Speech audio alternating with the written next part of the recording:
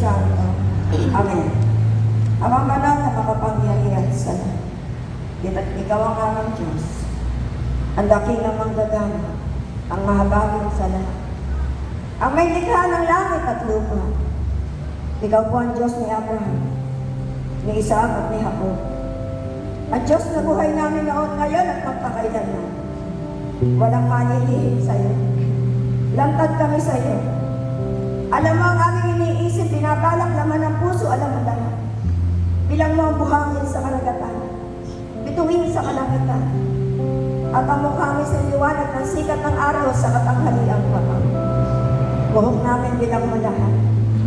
Walang sino mang nilikha mong genyo sa daigdig na ito na makabibilang ng buhok ng isang tao. Bakit kami mag-aalinlangan? Bakit kami mawawalan ng pag-asa? Ikaw ang dakilang pastol, ang mahabagin sa lahat. Ano may gagaling ng tao sa Diyos? Hindi ka namin kayang bayaran. Pag-aari mo ang lahat. Buhay namin mula sa iyo.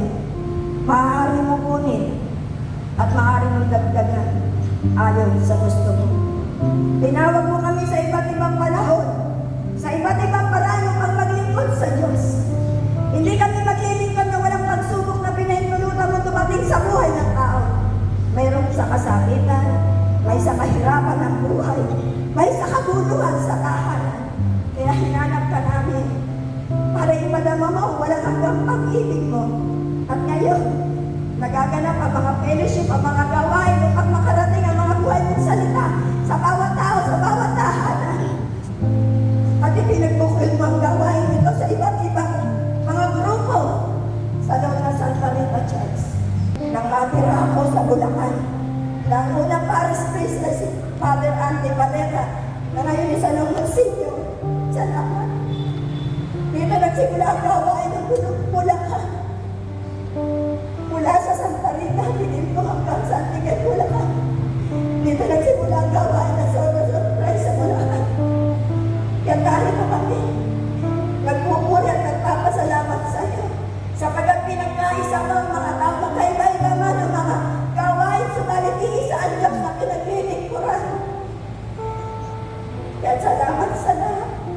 Patuloy mo, patnubayan kami na yung banal na Espiritu Santo na magkaroon ng pag-ibig sa isa't isa at makaisa at tutulungan. Alisin mo mga ikitan sa puso ng bawat isa, sapagkat ang bawat isa ay magkagawa ang laban. Iba ang nagtatanim, iba ang nagpubukan, iba ang nagdidilig.